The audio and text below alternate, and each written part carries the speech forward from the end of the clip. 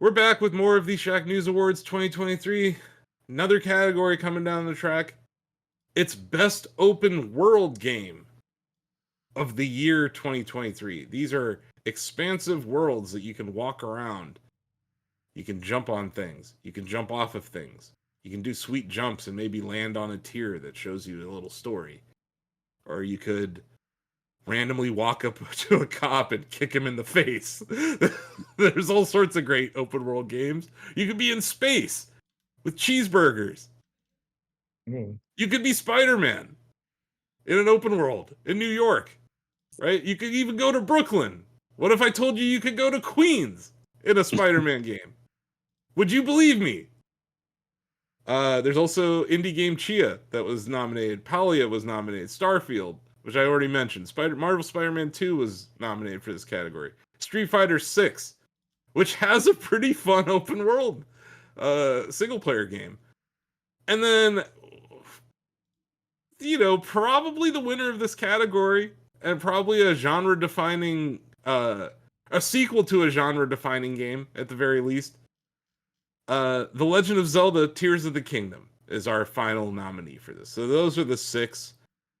I figure let's start with the other ones before we get to Zelda, because I think we may be talking about Zelda a little bit longer. Who would like to kick it off with some discussion about Street Fighter 6? I would actually like to start this. And, going into Street Fighter 6, Capcom had to look in the mirror and re-examine a lot of how they did the next game, just because Street Fighter 5 was so ill-received in a lot of ways. One of the ways in which it was really, really just slammed was the way they did their story mode. They tried to do another Realm style story mode in Street Fighter 5, and it was no good. It was I don't want to say it's half-assed. It barely has any ass at all. It wasn't much of a single player story. Not even quarter ass is what you're getting at. It was bad. Yeah. So for Street Fighter 6, one of the things they did was they go, well, let's think of a different way we can do a single player game. So they did an open world. And I'm not kidding when I say I've had more fun in Street Fighter 6's open world in the same way that I used to have fun playing GTA. Because in GTA back in the day, when we were all in, stoners in college, we used to just run up on people, just shoot random people on the street, and just get in cars, have cops chasing us, just have whatever fun. We made our own fun. And Street Fighter 6, you get to make your own fun in a lot of ways. You get to go to that little hot dog vendor in the corner, and you get to do a spinning bird kick to their back and trigger a fight. You can do all kinds of weird nonsense in that Street Fighter 6 open world, and I've had a great time doing it. And just making my own fun and making my own way, and it's unique in the way that other fighting games don't do that. Is this the first Street Fighter game that has a create a character? I want to say yes, TJ. Yes, it feels like it is, right? Because I loved it. I think the character creation in the game is great, and being able to walk around as yourself. I just remember hanging out in the arcade with TJ's character, my character, Danny's character. It's just funny seeing everyone's avatars. And yeah, in the single player version too, it's great to do that. Yeah, definitely a worthy action, but I like that it's also the fact that you're actually able to walk around and do things compared to other games that may include avatar selections, but then you're not doing any of that. It's also just nice to be. It's nice to be in that world, right? Yeah. Like you're in the Street Fighter universe for the first time, just kind of walking around. Control battle hubs and stuff like that too. Got your Street Fighter world is scary. I don't want to live in the Street Fighter world in IRL. No, but it's fun to just spinning star kick a cop when you feel like it. Just the freedom that you have in the game. The memes that came out of just beating up cops on the street. It was funny. Yeah, in Metro City. And to your point, a good open world needs emergent gameplay, stories that you're going to tell your friends of just random things that happen to you. And Street Fighter 6 gets that right for the first time in the franchise's history, so it definitely deserves this nomination. I never would have imagined that a Street Fighter game would be in this kind of category, but it's that good. Yeah, and as a casual who is terrible at most fighting games, this is the kind of mode that gets me into your game. Because, like, it is single player and just fun. And I really enjoyed it. I wish I had more time with it, but yeah. And I also, like, I made a character back in the beta that I like more than my character in the... I don't know. I wish that... I wish we could save templates, yeah. Yeah, that's the only thing that I have negative to say about the single player experience. I also think it's incredible that you could take your character and all of the progress and fighting styles you've learned, take it to the battle hub, and fight people in the middle of the battle hub. Yeah, that's just awesome. That's a different level of progression that they've never offered to players, and I think it. Yeah, you can't go to arcades in real life and pick fights with people. I mean, you could, but you'd spend a night in jail. Good luck finding an arcade in America in 2023. No, they're out there. I know. And a lot of them serve alcohol. I know, but yeah, I don't know. Is there an arcade in Canton, David? I don't think so, actually. What are we doing? We should just turn Shacknews headquarters into an arcade. We should. We should just turn Shacknews headquarters into an arcade at this point. It's basically a hoodie warehouse, but yeah, we can get some cabinets at least. But yeah, I digress. Let's get on to the next nominee. But Street Fighter 6 definitely deserves to be in this category. It sounds weird, but once you play the game, you're like, you know what? This is a delightful open world that was kind of a surprise when they announced it too. The whole game's kind of been surprising to me, but when they announced that, I was like, huh, this is actually something that's like for me. Next up for our open world nominees is Bethesda Game Studios' space game, the first game they made in space, right? Starfield. Donovan, you reviewed Starfield, and Bill, you were providing guide support for Starfield. Go ahead, Bill. Yeah, this is a really tough year for open world games, I feel. And the one thing that I will say is that Starfield absolutely deserves to be up there with the best open world games this year. That's something that Bethesda has been doing well for quite some time, obviously.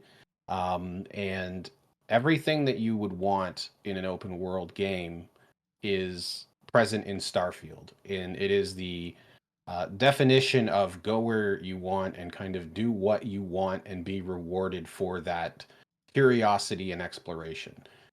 Whether it's gear, whether it's lore, whether it's just seeing something beautiful or discovering something. I know it gets pushed back for some procedural generation, but I completely disagree because they kind of made the universe, and that would be... I don't think there was an alternative to using some procedural generation. Yeah. And worth noting that all story elements, there's no procedural generation in the story elements to it. So that's more like, hey, I went to this random planet and saw something. But I absolutely love that game just for loading into it and not having a plan. You have a quest log and there's no rhyme or reason to where you're going or what you're doing. You can leave your quest behind for dozens and dozens of hours and be rewarded everywhere you go, whether it's with something interesting, something useful, or something beautiful. It doesn't matter. So I think that it is absolutely a wonderful open world game, and it probably does the open world part better than it does the rest of Starfield, to be honest. And Bill, do you want to talk about, like, it has a new game plus mode, which kind of, like, not a lot of open world games have that. Like, it's one of the first games to do something like that. It does have a new game plus mode. Talking about that would spoil like basically some story, like the ending, you know. But the way that they introduce their new game plus mode is actually really genius because they tie it in with alternate timelines and alternate dimensions.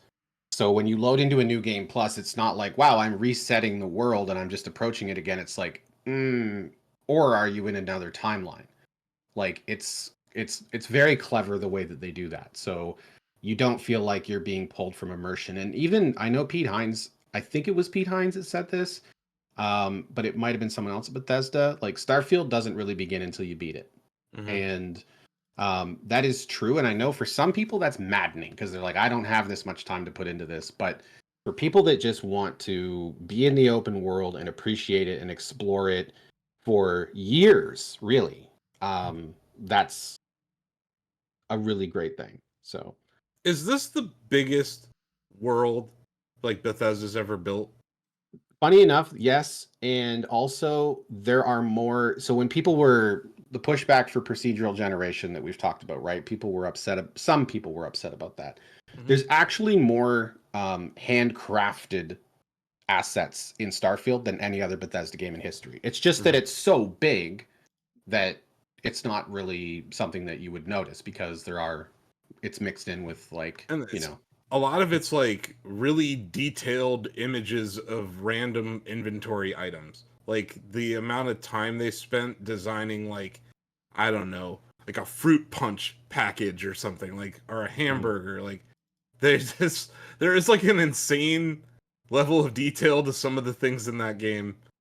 And yeah, I agree with what you said. Like the promise of creating the universe, or at least the explorable galaxy that they created, it makes it impossible to handcraft every single experience that you're going to have. So not procedural generation is like required for this game. Yeah, and we don't even have eyes on a lot of the planets and the systems that they actually created. So procedural generation is actually like you'd have to. Like we don't know what they look like. And I think one of the most impressive things is that while the open world can be procedurally generated, your ship isn't, right? And that's kind of like obviously your vessel that you use to get around. And the other thing that Bethesda does really well are the details. And I almost remember back to when they were selling Fallout 4 before it came out, and it applies here as well. Like they draw every button, every lever, every hatch, every window, like all that stuff is done very intentionally and purposely and detailed. And that's what really like makes it good to be in the world, because as you're traveling through space, which is kind of samey, right? Like it's space, so it doesn't really get different as you're moving around. But the detail of what's taking you to those locations is very high. And even the locations that they've handcrafted, the detail everything's intentional. Nothing is an accident. So yeah, I think it's definitely in the conversation for one of the best open world games. Yeah, I agree with Bill. And just to add a little bit, like it's an open world game, not a space sim. You know what I mean? So let's judge it by what it's supposed to be, not what it isn't. You know, it's also an RPG. Yeah. It's an open world RPG, which they are the masters of making. So it's not, we're not stretching anything here. Like Bethesda has made open worlds in the past. That's why I asked that question, Bill. Like this does seem to be the largest open world they've ever built. And I think because of that, it required some of these trade-offs with. And it is deceiving, right? Like I agree that it can seem like there's a lot of procedural generation, but it's because the size, like, mixed in with that is also more, again, like handcrafted assets than they've ever had before. Do anyone who's played this a lot, do you have an example of like an emergent gameplay moment that doesn't spoil anything, just something random that happened to you? Yeah, there's a quest that you stumble upon that first appears as like a miscellaneous thing that just asks you to go explore this random planet that might or may not have a base on it. And the quest is called the Mantis, and it's like it just branches off into this crazy side narrative story that is probably like the coolest side quest or side mission that I played in a video game this year. And it's like just this great piece of like world building and lore exploration that takes place on this remote planet that you can just easily miss and never touch in your entire playthrough. I think that was one of my biggest takeaways. I think stuff like that's super important for open world game design. Like you randomly find these things. Like, I always go back to Breath of the Wild. Like, I'm gonna go climb that tower, and then like 50 things happen between you walking there and getting to the tower. You're like, oh look, there's a shrine over there. Oh, I have to fight these guys. So it's good to hear that even though Starfield has procedural generation, like there are these random branching paths that appear that really can lead to the narrative and lead to those emergent gameplay moments. And that's like I think that's super important for open worlds, though, that you can have these moments where you want to talk to your friends about it, and they're like, "Oh shit, I never saw that." Like I think that's a huge part of good open world design. So it's good to I agree with him on that quest. I think I found that same thing that he did that sort of leads to it, and I was like, "Hey, have you done this, Donovan?" And he's like, "No," and I was like, "You need to go do that." It was one of those quests where I got to the end and realized I hadn't found all the notes, and I went back and scoured the level to find the notes to fill in the blanks of like the story they were telling in that quest. So, Well, anyone else want to say anything about Starfield? Or are we good? Good? Okay. On to the next nominee, Marvel's Spider-Man 2. This is New York City, Manhattan, now with Queens and Brooklyn. Insomniac's done an amazing job of recreating the city, but also giving it its Marvel touches. So, Avengers Tower is there, but there's also like Madison Square Garden, there's the Museum of Natural History, there's the Art Museum. It does an amazing job of like getting the city skyline correct while also making it feel like the Spider-Man universe. You get to see a lot of it in one of the string of side missions, which involves taking photos of different sites in the open world. Yeah, I love that. Peter's freelancing as a photographer for a different. He's not working for the Daily Bugle, I don't think, in this game, but he is a freelance photographer. And yeah, I love I'm a big fan of that that specific like group of side quests, Ozzy. I like that stuff more than, hey, let's play basketball at Coney Island or whatever. But I think the big innovation in Spider-Man 2 from the other games in this franchise, the fast travel, and there's this one specific. Yeah, the improved traversal through the addition of the web wings. Improved traversal, but then there's also a mission that it feels like straight out of Ratchet and Clank Rift Apart, where you're jumping through worlds instantly in a way that you really haven't in many other games. So I think that traversal is definitely something to highlight here, because on the surface, if you're only looking at the Manhattan scenes, you're not going to see a whole much different than Miles Morales or even the first Spider-Man game. But to Ozzy's point, the addition of the web wings, I think, creates a huge change in gameplay experience. And yeah, just being able to go to Queens, being able to go to Brooklyn, because that's like the hometowns of Pete and Miles, right? I know Miles lives in Harlem now, but it's good for world building. It's good for storytelling as well. And I do love that you can still fight random crimes that pop up, and while you're fighting crimes, you might get an assist from the other Spider-Man who just happens to be in the neighborhood. Yeah, perfect example of emergent gameplay. The Friendly Neighborhood Spider app is an awesome mechanic for that. I go back to Breath of the Wild again, where I'm like, I'm gonna climb that tower. It's like, oh, I gotta meet my uncle, right? And then like 4 crimes pop off while you're traversing the city to that place, and you end up fighting crime because you're Spider-Man, right? You have to. You don't have to in the game, but it just feels like a duty at times, because you're a good guy and someone's a bad guy's doing something down there. Yeah, I think the emergent gameplay that shows up in Spider-Man 2 is very impressive, and I love when you're kicking ass and there's like the other Spider-Mans there already. Like it's just cool. I'd say that being able to play as Pete and Miles is awesome. And I wish they did it sooner, but I understand why this was the game that they did it in. But it's excellent.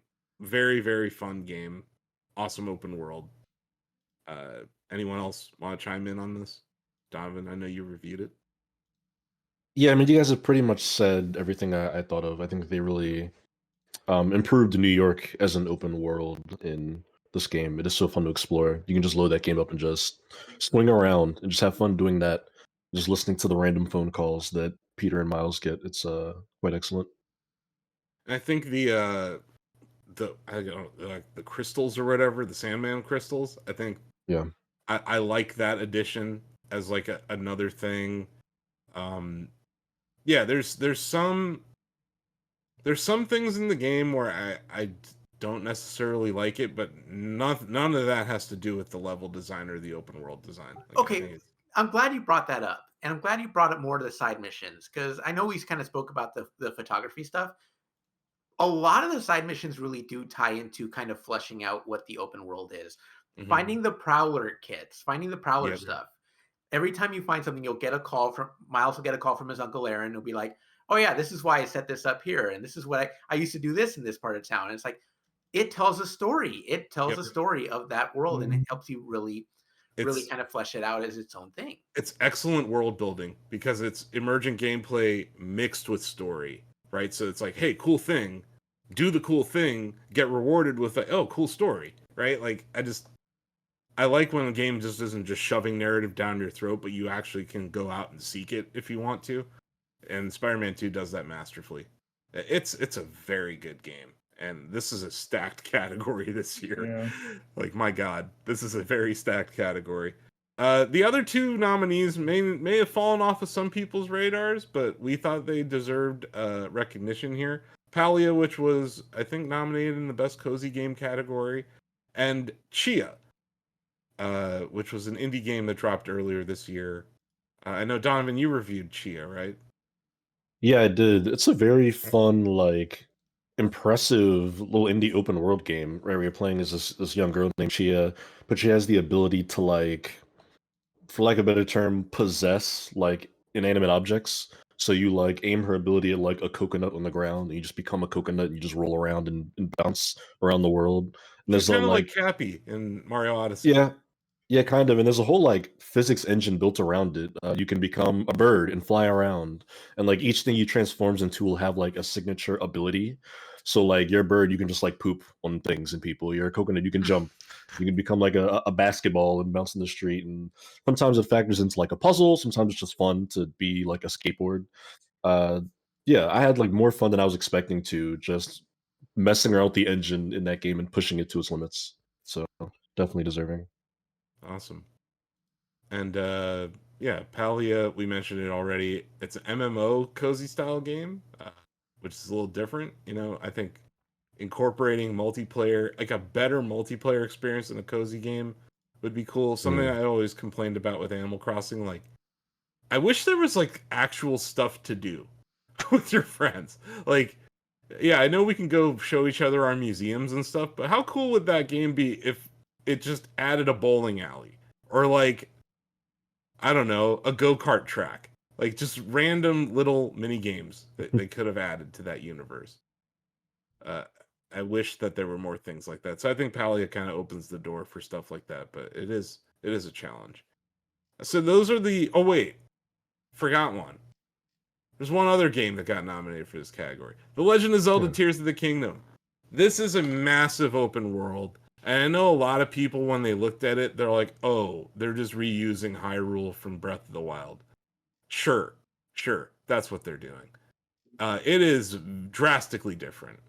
The beginning of the game shows you this moment where the Sky Islands lift up to the skies, holes open in Earth. There's giant chasms that appear all over Hyrule, and the Hyrule Castle itself, is floating in the air. Is very different. I think if I had to point out just a couple of things that Zelda Tears of the Kingdom does excellent in the new take on Hyrule, the caves. I absolutely love the caves. They are awesome.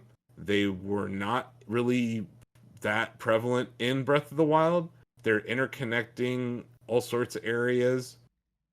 Most of the time, when you go into a cave, you're going to find something to fight. You're going to find something cool to either collect. It's a great place to go to get your amber or whatever minerals you need for crafting purposes. But it's just fun. Like, they felt more like dungeons than what the claimed dungeons were at times. With the challenges of fighting enemies and stuff like that. Some of the more controversial open world elements in this game, I would say, are the depths and the Sky Islands. Not everyone likes the depths. It's almost you like the depths or you don't like the depths. In fact, I'm just going to ask all of you. Denny, do you like the depths? I like elements of the depths because it reminds me of some quality Soul Swamp action. Yep. But David. it also rewards you to a certain extent. So I mean, exploration is still prevalent there. David, do you like the depths? Hell no. Donovan, what do you think of the depths? Yeah, they're wacky and fun. Why not? Greg? Yeah, what are I your liked him. thoughts on the depths? I liked him. TJ, I know you love the depths. You wrote a I love was letter to the forged in depths. the depths, tempered in the depths. That's my Ozzy? favorite part of the game. Ozzy, what do you think of the depths? I'm not a fan. I'm I sorry. know. Bill, what do you think of the depths? I like the depths the way that I like Escape from Tarkov. I like the concept. I don't want to go there. And Steve, what do you think of the depths? Yeah, I gotta voice like my opinion like Bill. I like the idea of them. I hate getting around them. And that's Okay. I think like the fifth time I went around in a circle in the depths, I was like, I'm done. I wanted to point this out because to me, this is the most divisive part of the open world design in Tears of the Kingdom. There are people who love the depths, and there are people who hate the depths. And I think that there's no one who's like ambivalent to the depths. They're like, it's a very divisive thing, and I think it comes down to early on in the game.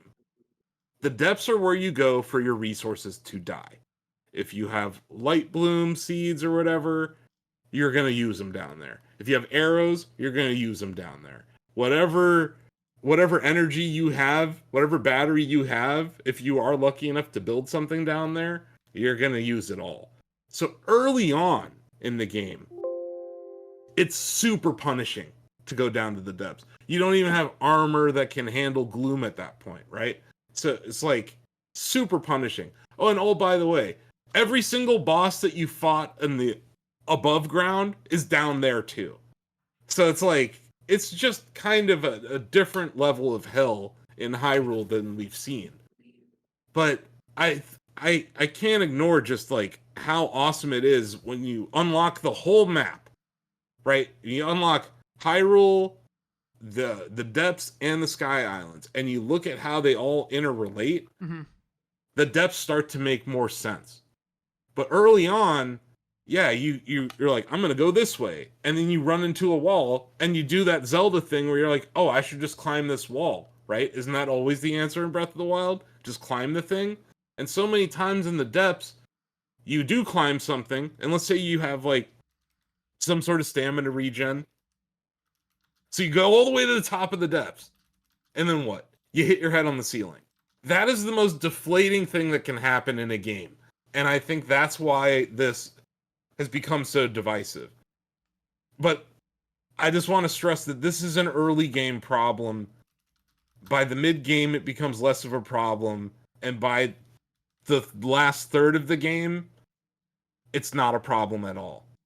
And it's a function of another thing that I think is kind of divisive in this game, which is building things.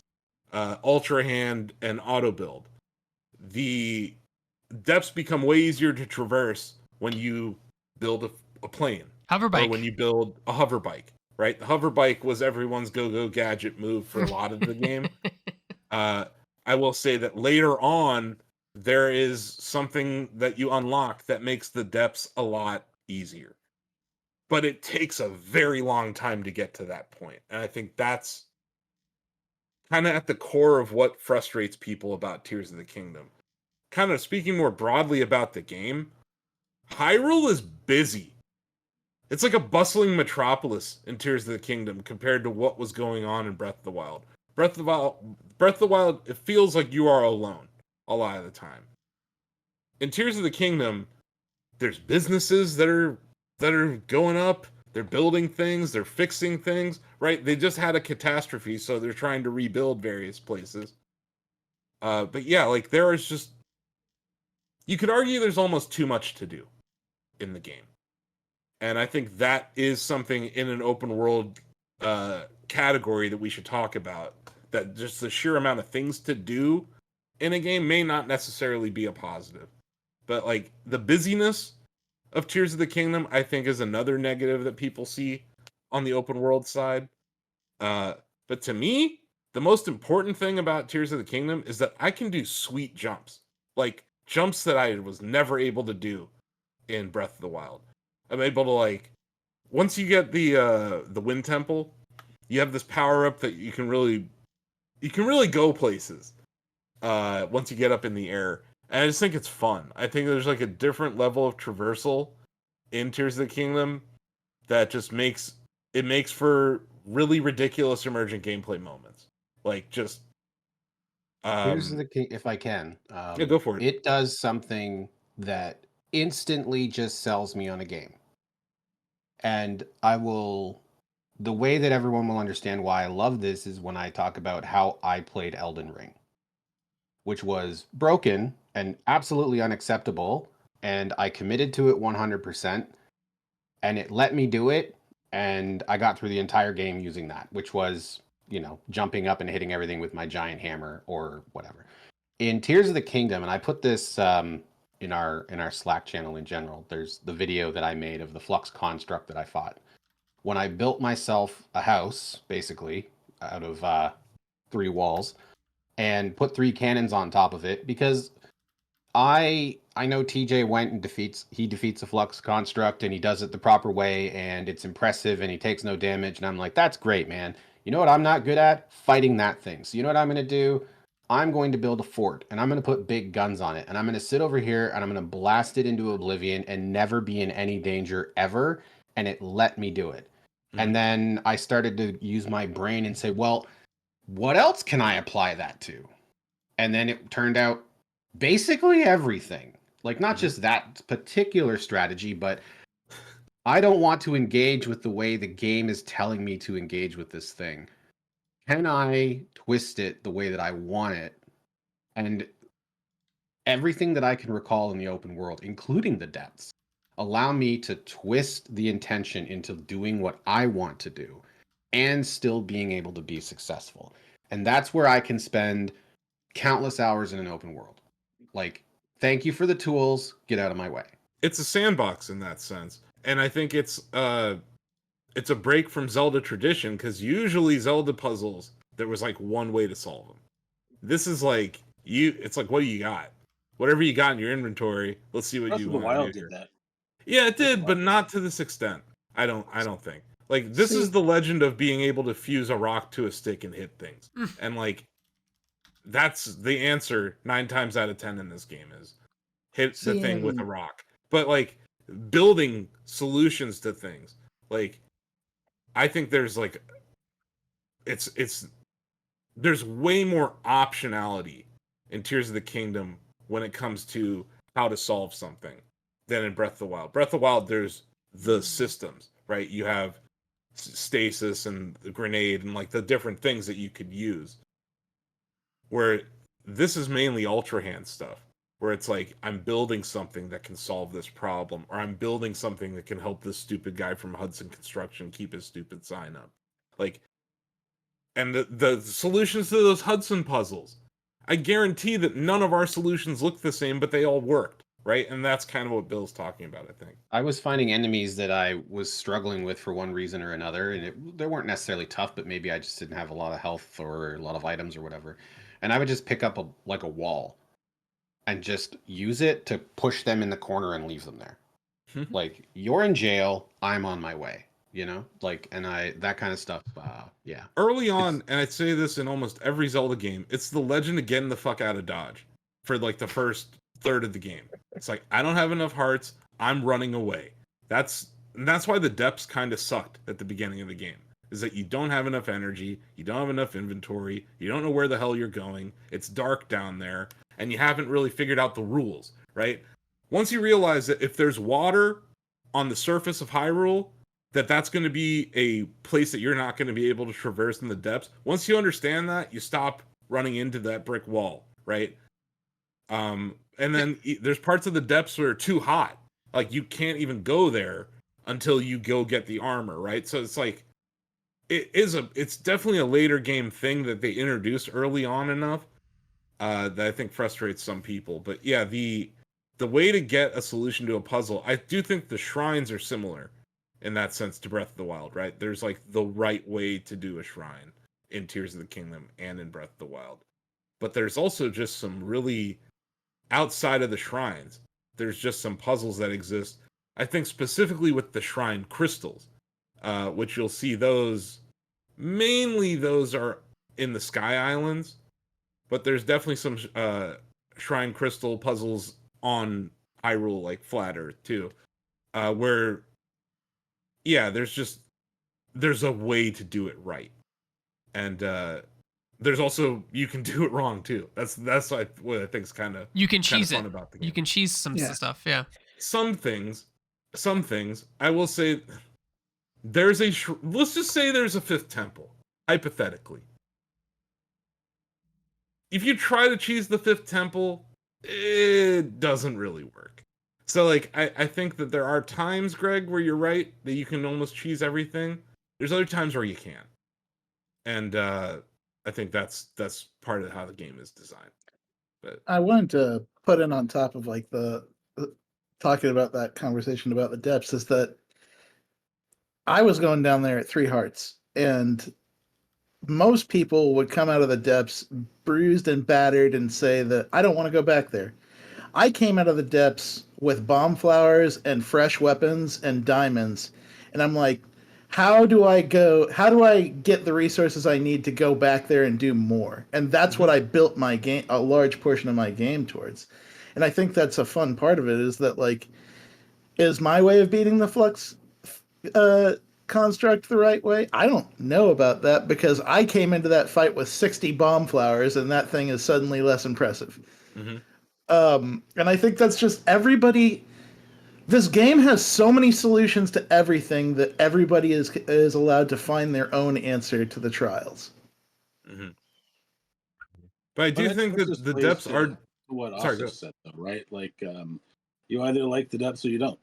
There's no in between. But I think that people who don't like the depths, if they get, this is admittedly 60 to 80 hours into the game, which is a long time to play a game that you don't enjoy fully, you unlock something that makes the depths, I wouldn't say trivial, but less of a problem. And you also, like every Zelda game, there's a certain amount of hearts you hit, or a certain amount of stamina meter you hit, or in this game, a certain amount of battery that you hit, where just life becomes easier in Hyrule for Link, right? You go from being like the underdog to being the badass, right? You go from not having the Master Sword to having the Master Sword, right? Like, these are tropes in all Zelda games. And I think that the feeling of being a badass in Tears of the Kingdom, it does come. And it feels great. Once you no longer fear the depths by the end of the game. The depths are a place to go get bomb flowers, to TJ's point. And once you have all, like, the thing that I love about the light roots, or about the depths, is the light roots. Like, I love that it's dark down there. And I don't know if they did that because their draw distance wasn't great, but I think it's a great mechanic, especially in a game like Zelda. The contrast of light and dark, the fact that this pure evil came from down there, and all the lore that they tie into the depths, the history of Hyrule, King Rauru, like all these different things that you learn about through the depths. I think it ends up being a great place for storytelling in the game. And that's just not really apparent early on at all. And then as you progress, the depths become awesome. And let's just say there's a final battle that may occur down there. That's the best final battle in the history of Nintendo games. I'm going to say that. We'll just say it. And the open world design is part of that. That final boss battle celebrates every aspect of the open world design of the game. And I think it's unfortunate, because I feel that a lot of people won't even get to that moment. But if you do, I feel like the payoff is amazing for putting up with the frustrations early on in the game. But yeah, I know what you mean. I have a really complicated relationship with this game. I love Zelda. It's my favorite series. Been playing since the gold cartridge days. I don't like all of them.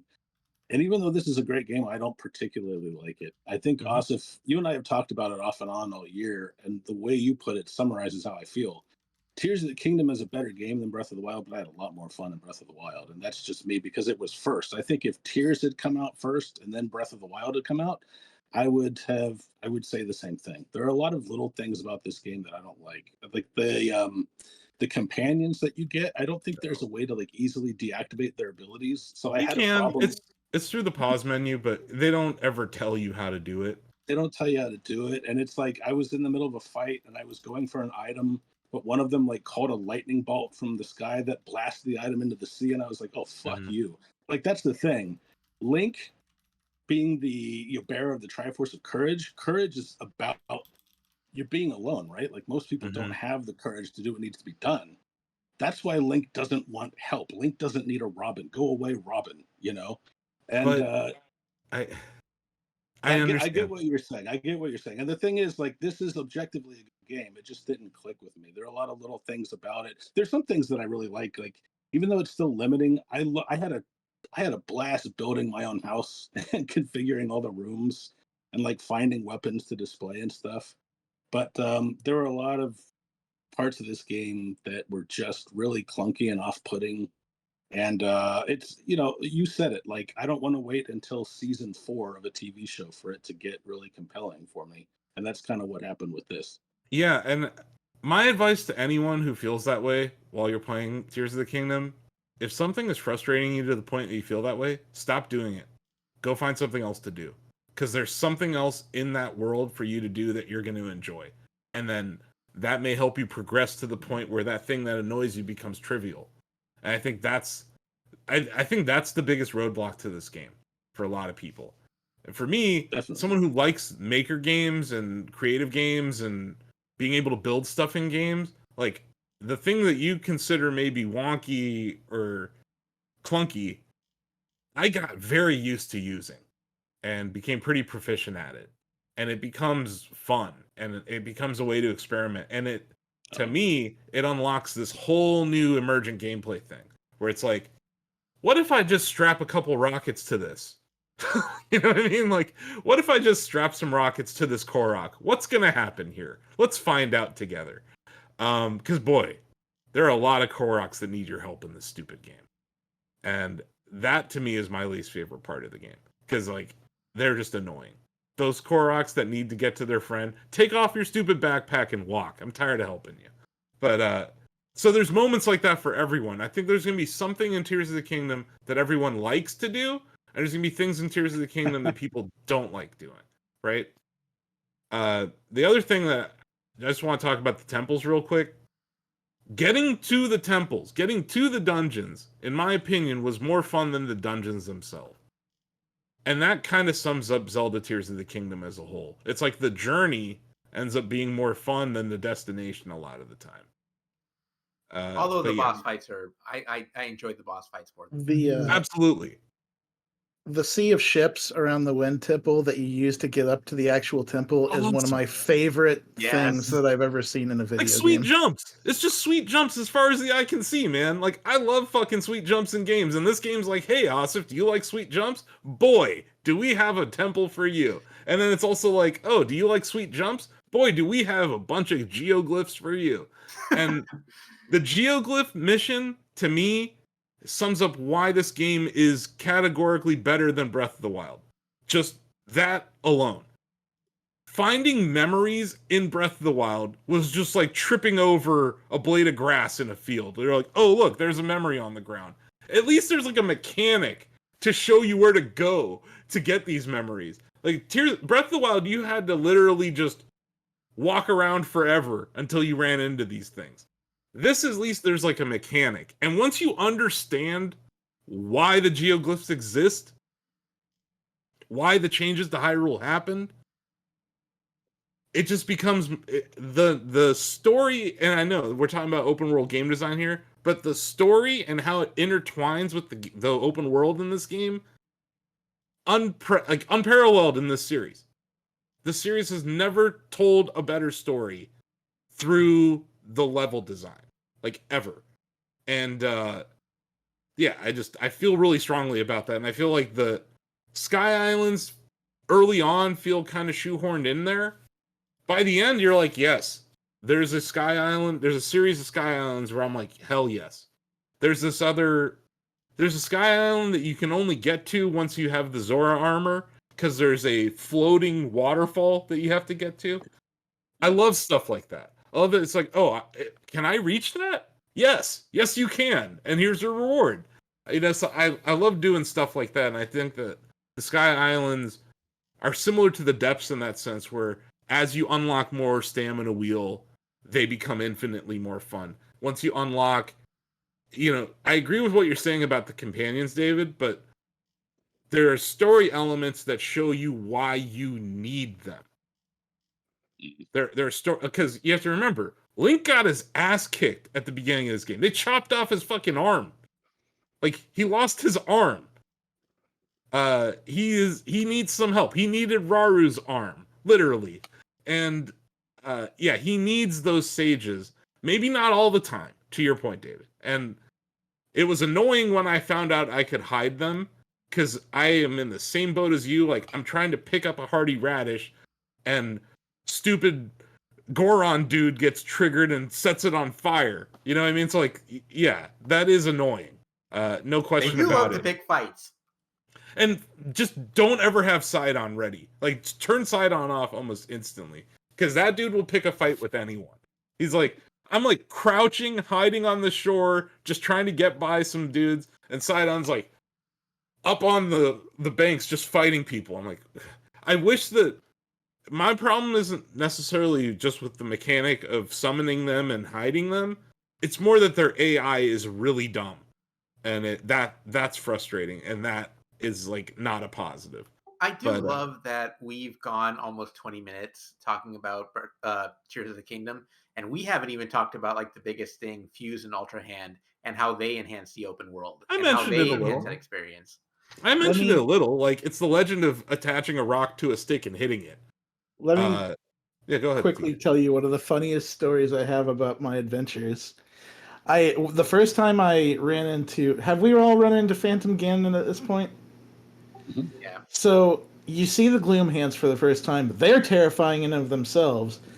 I got all my bomb flowers, so I make quick work of them. Then this asshole pops out and kicks my ass. But I eventually figured out how to beat him, and he drops a weapon, and that weapon is deadly to you. The demon. Either the demon bow or the demon sword or the demon. Or there's a spear as well. Mm-hmm. And if you try to wield it by itself, it will suck your life out of you. So my way of getting around that is I had a fresh longsword in my pocket. I whipped it out, left that demon sword on the ground, and fused it to my longsword. I'm not holding the sword anymore. I still got all the damage without having any of the damage done to me. Mm-hmm. I think this is a categorically better game than Breath of the Wild. But a lot of what I'm hearing are caveats. Like, well, if you just give it 40 hours, or if you turn off the companions, like, it seems like all these little, like, well, if you do this, then it becomes. I mean, you've said it yourself, Ozzy, but I know we're just kind of free talking. None of these, then it becomes fun. I just don't think any of these make it a bad open world game. Like, I think the depths are probably the biggest negative for this category. And that's why I brought it up first, is that like the depths are divisive. And then the reasons that the depths are divisive kind of support what we're talking about here, right? Like, there's, to me, I know I'm the one reviewing the game still, but if at any point in the early game I didn't like it, I would have said something. I didn't. I've always liked this game. There's not a point, I haven't hit a point in this game where I'm like, I'm out. Or like, this is why I'm giving it an 8 out of 10 or whatever. It was always like, I got that attitude early on while I was playing it. Like, there's so much shit to do in this game. I'm just going to find something else that isn't pissing me off right now. You know, and it's like Zelda games do this, right? Where they create frustration, either, old dungeon puzzles, right? Or whatever. Mm-hmm. Like, you run into these things where it feels like you're banging your head on the wall. And at least this game isn't so linear that it forces you to keep going there. Like, you're never forced early on to go to the depths. Like, you don't even have to get auto build. I think that's one of the biggest problems in the game too, is that they don't tell you about auto build. You have to like talk to someone, then talk to someone else, and then go down to the depths, and you have to find it. But yeah, I think that the negatives never made me say, "Oh, I don't want to finish this game." And then there's moments, like I think the moment in Breath of the Wild where you get the Master Sword, it felt like winning the game. There's moments like that in Tears of the Kingdom that like you feel tangible reward, be it getting the Master Sword in this game, defeating the Demon King, or these different like who's done the fire dungeon or the fire temple, like Fire Temple. Getting to the fire temple is awesome. Like it's what I've always wanted to do as a kid. Like the first time I ever saw Death Mountain in a video game, like that, there's moments in this game where it's the perfect use of the setting, right? And I think Death Mountain is an example of that. We talked about the Wind Temple. There's it's called Thundercloud Islands, which is, like I said, that's that moment 60, 80 hours into the game where you're like, holy shit, this thing just kind of throws the game up in the air and says, yeah, you got a ways to go, dude. Like, you think you're done. You think you're done in this game. And then there's like, nope, here's a whole other thing you got to do. I like moments like that because this game, there's so much to do in it. Even if you're trying to 100% it, you're going to play this game for 400 hours. But even if you're just trying to mainline it, there's so many things that you have to do that feel tangential that ultimately end up coming together into something amazing. So it's like, yeah, I don't know. I understand, especially if someone like really liked Breath of the Wild, you're going to come to this and you say like, oh, there's some things that feel similar, or I think it's a shame that they couldn't ship this game instead of Breath of the Wild. Breath of the Wild, I think, was limited by the Wii U, and they couldn't get the depths to work on a Wii U. They couldn't get the Sky Islands to work on a Wii U. So Breath of the Wild's kind of hampered in that sense. This is like this is Anuma's swan song. This is the last Zelda game he's gonna make, and it really feels like he dumped everything on the table for better or worse, right? But these are all of his ideas, and it leads to an ending that it highlights. They couldn't have done that. Like, the ending of Breath of the Wild is not that great. Like, the final boss battle, David, it's not that great. You beat it in like 5 seconds. I was so OP. You were ridiculously OP by the time you fought him. Yeah. You know what I mean? Yeah. But like, that's my point. You don't even remember it. Like, it's just like, yeah, you kick Ganon's ass. It shows there's that other world that you go to for a second. You kick his ass there, and you're on with your day. This final boss battle, man.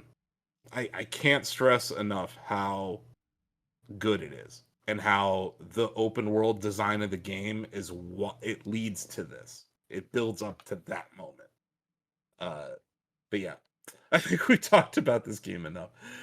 Let's vote. I'm sorry that we've been talking about this for 53 minutes, but I don't know if you can tell. I have some thoughts about Zelda. Who should we start with? Denny, what is your best open world game of the year? I want to give it to Zelda on this one. I think everyone's obviously made some good points over the past 30 minutes, but Sure. yeah, well, I was definitely impressed with different elements of how they tied some of those things together. I mean, I do want to give a little bit of love to Spidey too, though, because I mean, I think that in terms of what you can do in that game, how immersive it is, you can get into a lot of that too without necessarily putting in the same amount of hours that you might put in on another, just trying to get through the actual game of Zelda on this end. But I do actually enjoy where it's headed. I haven't finished the game yet, but I'm enjoying it. Yeah, I am too. And like I said, this is a pretty stacked category this year. David. Yeah, I mean, I said at the top that like I like this game. There's just a lot of it that didn't click with me. To me, it's probably like an 8 out of 10. But we live in this climate where like an 8 is like a 4, and it's not. It's an 8. So I'll still give it to Zelda. Okay. Donovan. Definitely Tears of the Kingdom for me. Same with me. Greg. Tears of the Kingdom. TJ. Tears of the Kingdom. Sweet. Ozzy. I also have to go with Tears of the Kingdom, and that's a testament to how great it is because Spider-Man and Street Fighter were really, really good open worlds. Mm-hmm. And Starfield's a good open world game. Like, and Chia's a good open world. All these nominees are good. Like, these are all excellent games that we nominated. Bill. Yeah, I'm Tears of the Kingdom as well. Steve. Tears of the Kingdom. Okay, let's see what Sam voted. Because did he vote? Where's Sam? I believe everybody had Tears of the Kingdom in their original sheet, or at least the folks that had answers in there. Yep, Sam did have Tears of the Kingdom. So that is our third unanimous victory of the Shacknews Awards. Sweep. Greg, you called it. Congratulations, Greg. Yeah, I don't know when or if anyone's going to beat this game. I highly recommend it. If not, I will just tell you what happens at the end if you message me. I will just tell you what happens because I want you to know what happens. Because holy crap. Like, I'm not lying when I say it's the best boss battle in the history of Nintendo. It's just astonishing. And the level design, the open world design has a lot to do with how it made it possible. Like that boss battle was not possible in Breath of the Wild. It just wasn't. And it is in Tears of the Kingdom. So to your point earlier, David, like, it's a better game. Tears of the Kingdom's a better game. Some people may have had more fun with Breath of the Wild. Breath of the Wild was more fresh. It was on a brand new system. That was a big part of it for me. Like, Tears of the Kingdom has much deeper systems, but I couldn't shake off I did this 6 years ago feeling for a lot of it, and I just wasn't in the mood to do it again. Yep. Well, unanimous vote here. Congratulations to Nintendo. They had a pretty good year. But you are the Shacknews Award winner for the best open world game of the year 2023, which was a very stacked category. What am I going to do with the award? Nothing. I don't know what I'm going to